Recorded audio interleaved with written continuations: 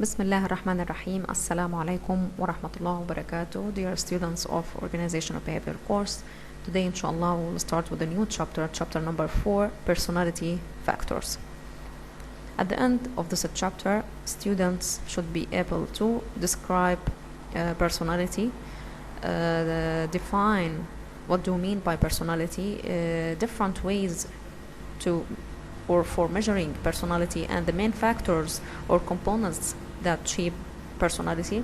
Also, you should be able to describe the strengths and weaknesses of different tests which is used to measuring the person's personality, such as the Myers-Briggs type indicator, personality framework, and the Big Five model. Also, you should be able to discuss how the concepts of core self-evaluation, self-monitoring, and proactive personality contribute to the understanding of personality. Describe how the situation affects whether personality predicts behavior. Contrast terminal and instrumental values. Describe the difference between person job fit and person organization fit. And finally, compare Hofstede 5 value dimensions and a globe framework. So let's start to describe personality and define what do we mean by personality.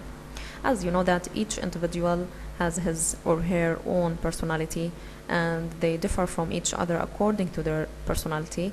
أحيانا يعني لدرجة أنه في نفس العائلة الأخوة والأخوات كمان they are differing in their personalities. So if we ask a question, why people different in their personalities? This because the components of our personalities are differ from each other. So we can say that personality is a package of components, or it is a package of traits. Those traits shape the person's personality and affect the behavior or the reactions. Okay, and now we wanted to define or what do we mean by personality. According to Albert, he defines personality. It is an organized system within individuals. And what do we mean by an organized system? It means we have an interrelated and interdependent parts, which is the traits that shape the person's personality and how they can react to different situations.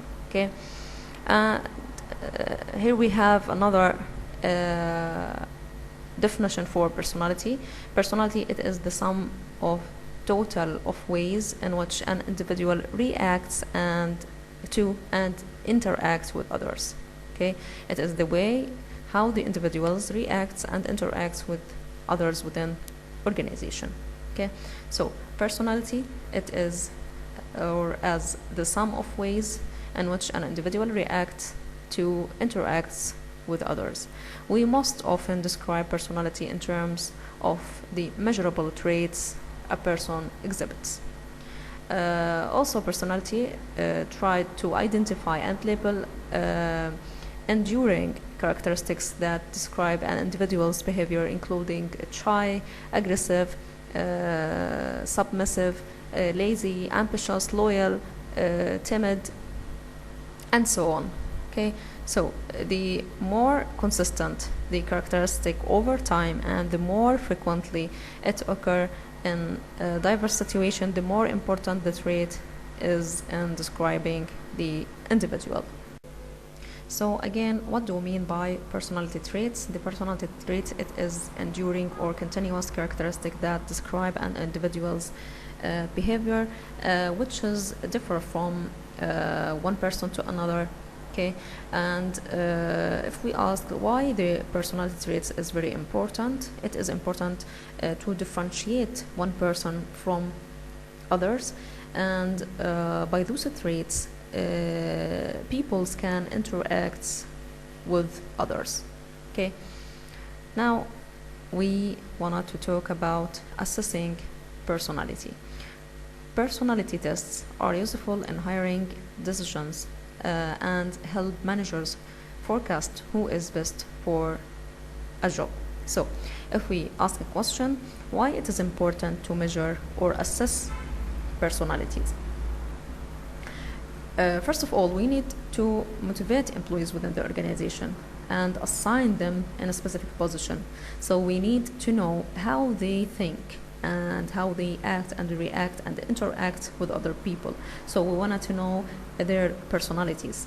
Okay. Also, it is important for employment or selection process. Organization want to find the appropriate person for a specific job. We apply something called the personality tests in order to measure the personalities for the candidates. Okay, it is also important for individuals to know their personalities, and also it is important for the workers or the employees to understand their managers in order to know how they can deal with this manager. Okay. Now we wanted to talk about the tests which is used to measure the personality. The most common means of measuring personality is through self-report survey. This is one of the ways which is used to assess the personality, in which individuals evaluate themselves on a series of factors. So when people know their personality scores are going to be used for hiring decisions, they rate themselves as about half a standard deviation more conscientious and emotionally stable than if they are taking the test to learn more about themselves. Okay. Another problem it is in the accuracy. For example, a candidate who is in a bad mood, when taking the survey, he or she may very well receive inaccurate scores. Okay. فهذه من disadvantages أو خلينا نحكي problems اللي ممكن نواجهها في هذا النوع من الأدوات أو التستس اللي بنستخدمها to measuring the personality. Okay, so at the previous paragraph we talked about one way in order to measuring the personality اللي هي self-report. So what do we mean by the self-reports? It is tools to assess or to evaluate the personality of the persons where the individuals evaluate themselves.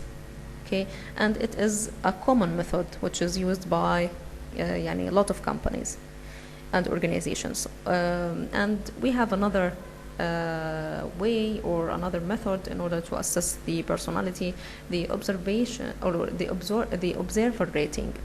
In the observer rating, our colleagues and co-workers or others evaluate our personalities, and they are evaluating their colleagues. Okay, so observer ratings survey provide an independent assessment of personality. A co-worker or another observer does the rating. Okay, so in this type, the self-report, the individuals evaluate themselves, but in observer rating, the co-workers or the colleges evaluating other people. Okay. Research suggests that observer rating survey predict job success more than self-rating alone. However, each can tell us something unique about individuals' behavior. So a combination of self-report and observer rating can predict better performance than any one type of information. So the best way in order to overcome the problems of the first one and the second one is to use both of them or a combination of self-reports and observer rating. So what are the main determinants of personality? An early debate centered on whether an individual's personality is the result of heredity or environment. The study appears that the personality it is a result of both of them. However, researchers tends to support the importance of heredity over environment. So what do we mean by heredity? Heredity, it means uncontrollable factors which is shape our personality. Okay, but it can be changed. Heredity, it is factors determined at conception, one's biological, physiological, and inherent psychological makeup. Okay, so it is referred to factors determined at conception, physical status, facial features, gender, temperament, muscle composition, reflexes, energy level, biological rhythms, and either completely or substantially influenced by parentage.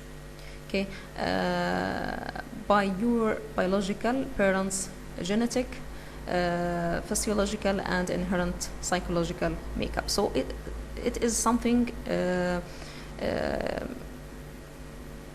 related to genes, which is located on chromosomes, and which is taken from the parents.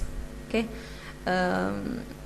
It is such as nervous in nature or emotional persons in nature and so on. While the environmental determinant factor, it is factors which is influence our personality, and it is happens through the time. Okay. Such as the culture, the social factors, the educational factors, and so on. So this is not to suggest that personality never changes. Okay, and if we ask a question, up to what extent personality is it changed? Personality, it can be changed. Even the heredity factors, it can be changed by different factors, such as educational factors, culture, social factors, which influence our personality, and by times it can be changed and it become a habit. Okay, so we wanted to talk about the personality framework. Many of our behaviors stem from our personalities, so understanding the components of personality help us to predict the behavior. And one of the common or the commonly used tools to assess the person's personality is the Myers-Briggs type indicator. Okay, so what or how we can describe this type or this tool? The Myers-Briggs type indicator. It is a personality test that taps 4 characteristics and classifies people into one of 16 personality types. Okay, so Myers-Briggs type indicator, it is a tool used to assess personality. It is a standardized tool which is include 100 questions and classifying persons into 16 type of personality. Okay. This tool is the most widely used personality assessment instrument in the world. It is contain 100 question personality test that asks people how they usually feel or act in different situations.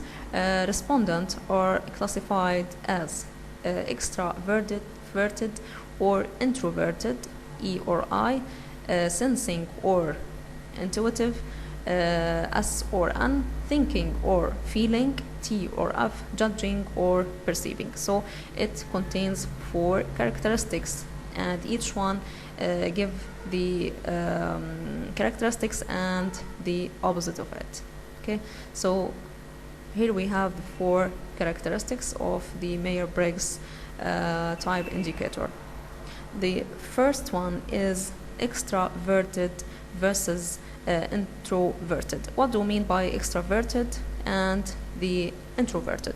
Extroverted, it means the person is sociable and getting along with others easily. Okay, while introverted is a quiet person and shy person, is unsociable one. Okay, so extroverted individuals are outgoing, sociable, and assertive, while introverted persons are quiet and shy.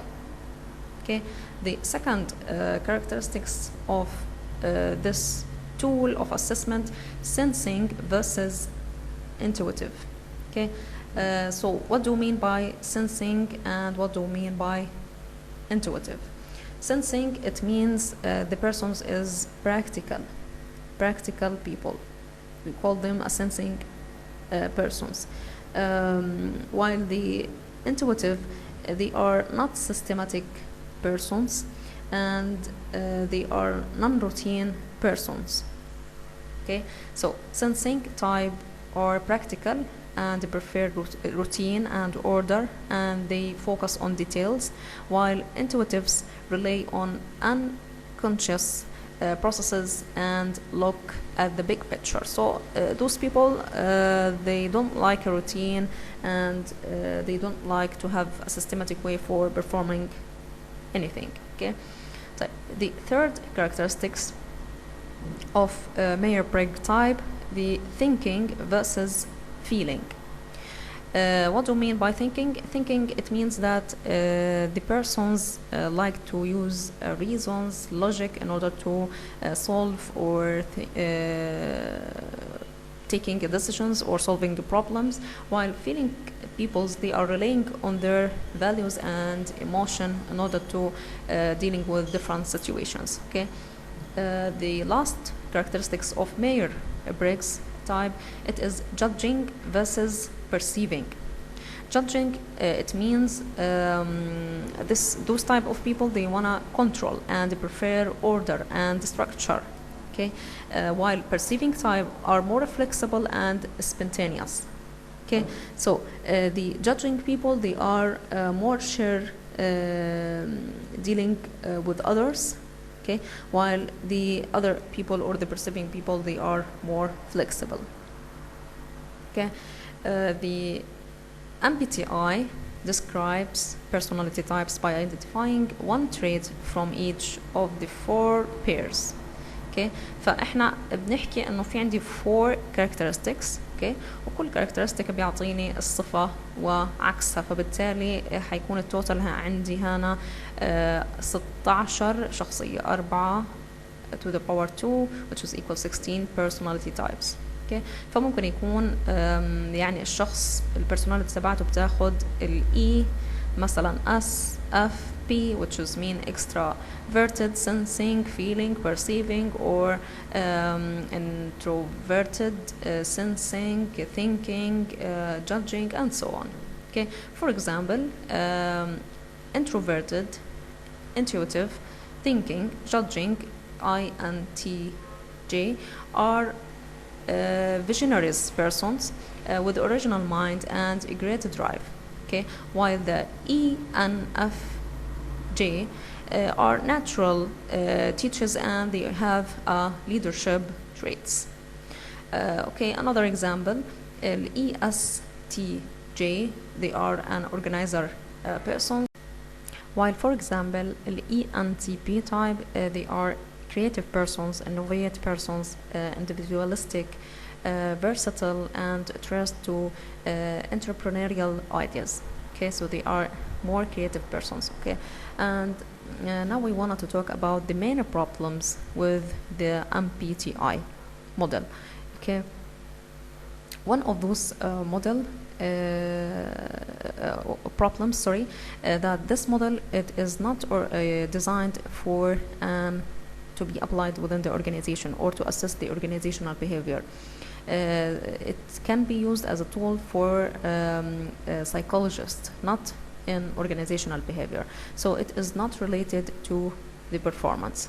The second problem, we cannot limit the personality into 16 type only. We cannot act in all situations with a specific type which is mentioned in this test. Okay. Also, one of the main problems, as said for in this model, a person's into they are act according to one type or another. That is, you are either introverted or extraverted. There is no something in between. إما يكون black or white. Okay. Another problem is reliability of the measure. And finally, the result from the MBTI tend to be unrelated to job performance, again because this type of model, it is performed for psychologists, for the persons to be aware about their selves, about their personalities, not for organizational behavior. Okay, so the questions which is arised, how we can use the MBTI. Okay, these tools can be used for increasing the self-awareness about ourselves, or for the employees to know our limitations and to know how to improve our weaknesses, and this of course will increase or improve our performance, but it is not designed to be used again in organizations, so it is a general instrument. For those problems, the researchers developed a new model in order to assess the personality, which is called the Big Five personality model. And why we call it the Big Five personality model? Because it contains 5 basic dimensions in order to assess the personality. This model it is designed to be used within the organization. It is not a general instrument like MBTI, and also it is directly related to the employee's performance. So what is the Big Five model? It is proposed that 5 basic dimensions underlie all others and encompass most of the significant variation in a human personality. The test scores for these traits do a very good job of predicting how people behave in a variety of life situations, and remain relatively stable for an individual over time, and it can be have a variation in daily manner. Okay, so what are the main factors of the Big Five personality model? The first one is the conscientiousness, which is a measure of reliability.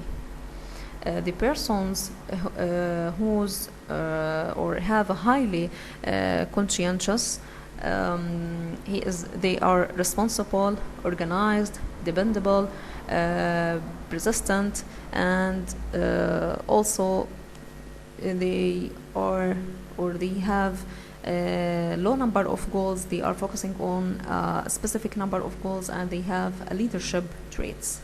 Okay, those who score low on this dimension are easily distracted, disorganized, and unreliable. Okay, so this is the first factor of the Big Five model.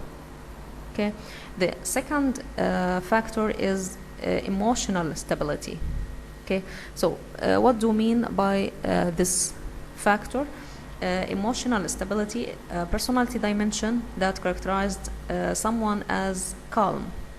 They are not quiet. Okay, they are calm, but they are not quiet person. They are self-confident and secure.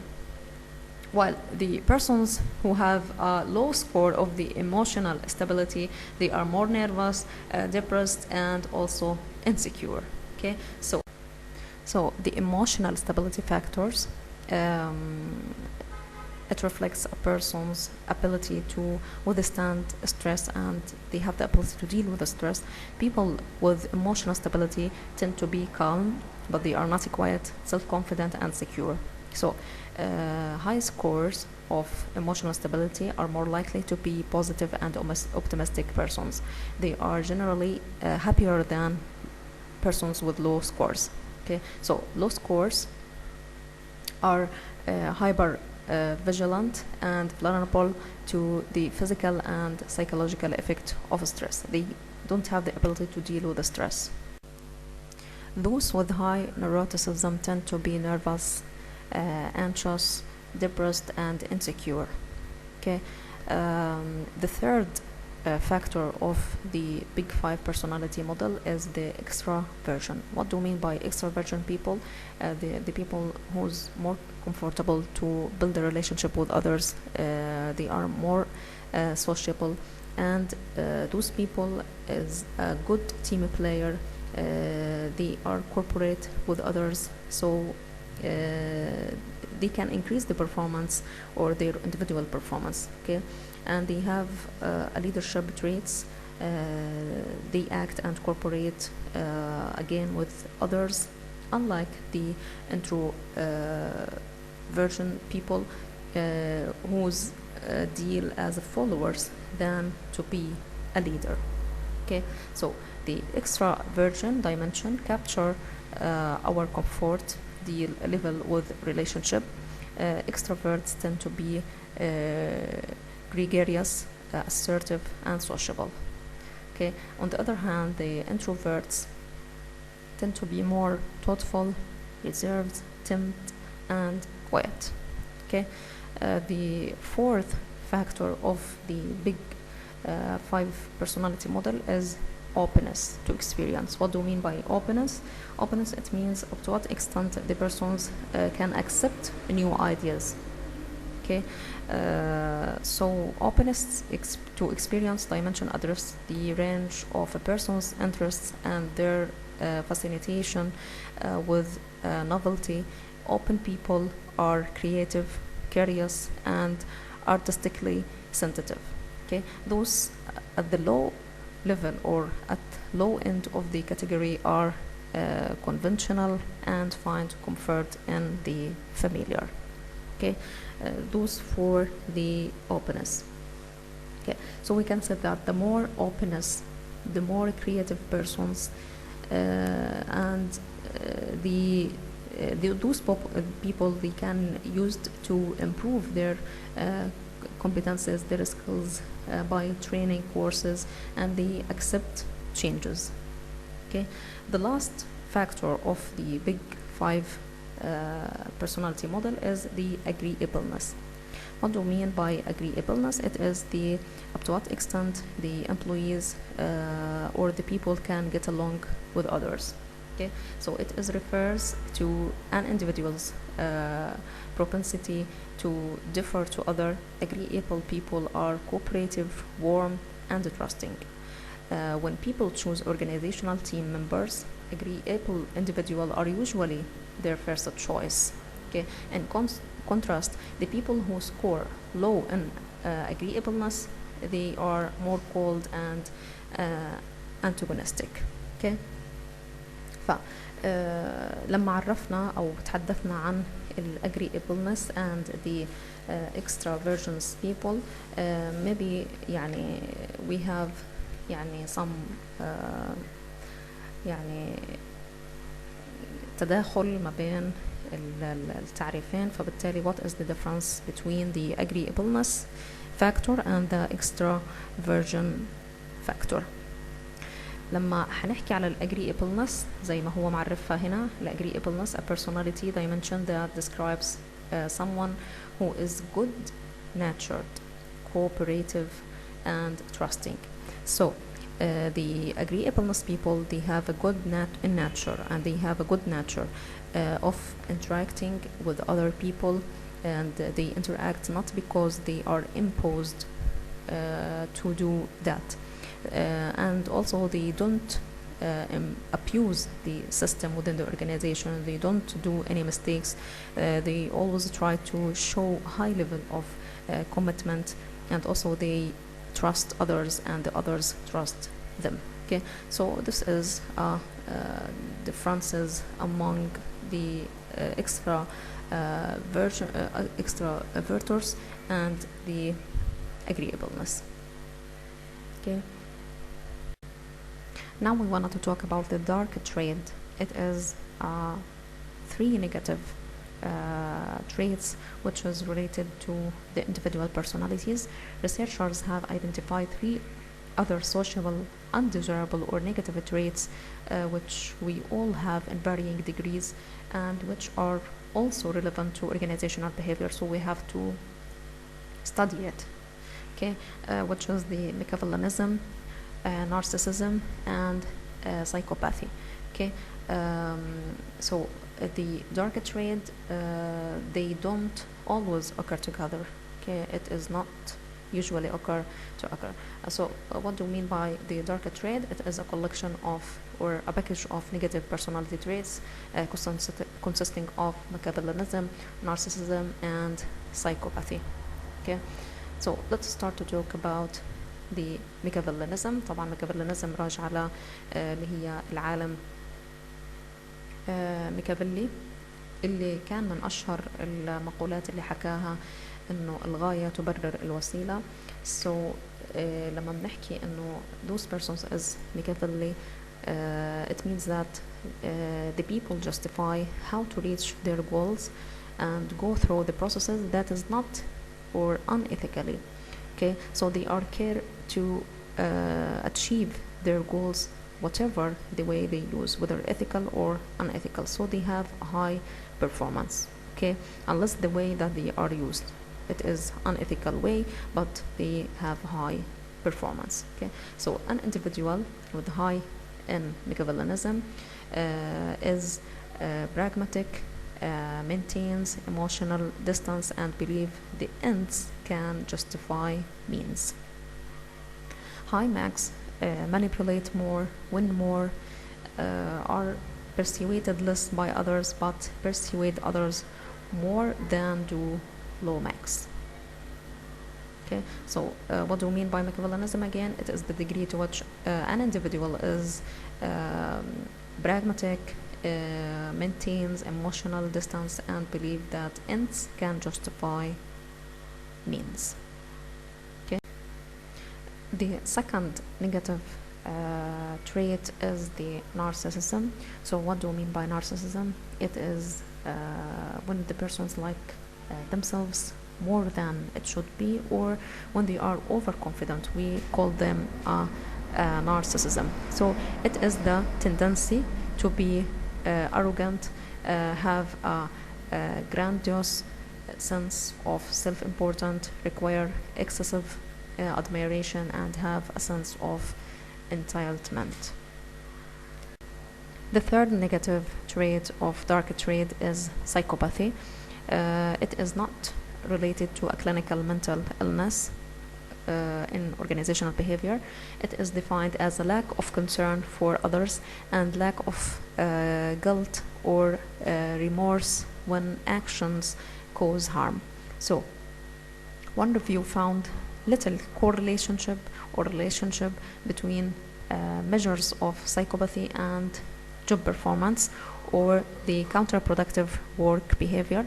Another found that antisocial personality, which is closely related to psychopathy, was positively related to advancement in the organization but unrelated to other aspects of career success and effectiveness. Okay, so people who score high on psychopathy may thus help them to gain power in an organization but keep them from using it toward healthy ends for themselves and for the organizations as a whole.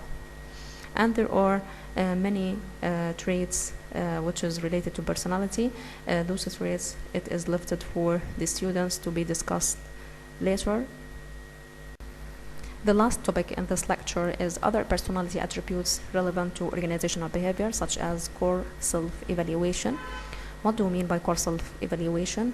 طبعا ال core self-evaluation, whether it is a negative or positive, up to what extent people believe in themselves, they are high confident, like themselves, and their performance always higher than the people with negative core self-evaluation. So people with the positive core self-evaluation, they are like themselves and see themselves as effective persons and in control of their environment. Those with negative core self-evaluations tend to dislike themselves, question their capability, and view themselves as powerless over their environment. Recall that core self-evaluations related to job satisfaction, because people who are positive on this trait see more challengeable in their jobs and actually attain more complex job. So people with positive core self-evaluation perform better than those with a negative core self-evaluation, because they set more ambitious goals and are more committed to their goals and persist longer in attempting to reach them. People who have high core self-evaluations provide better customer service. Okay, the next trait which is related to personality also, the self-monitoring. What do we mean by self-monitoring? It is the ability to adjust to difficult environmental factors or situational factors in a comfortable way. So those people have a leadership traits. Okay, so self-monitoring, describes an individual's ability to adjust behavior or external situational factor. High self-monitors show considerable adaptability in adjusting their behavioral to external situations factor. The evidence indicates that high self-monitors pay closer attention to the behavior of others and are more capable of conforming than with a lower self-monitor. Okay. The third trait is proactive personality. What do we mean by proactive personality? It means the persons know how to deal with opportunities or chances and have the ability to deal with changes in a creative way. Okay, so proactive personality identify opportunities, show initiative, take action, and preserve until meaningful change occur. They have higher level of job performance and don't need much oversight. They have higher levels of job performance and don't need much oversight. They are receptive to change and job demands and thrive when they can informally tailor their jobs to their strength. Okay, so proactive personality may be important for work team. Proactive individuals are also more likely to exchange information within the team members, which builds a trust relationship. This is the end of lecture 1 for chapter 4. Thank you for listening and good luck.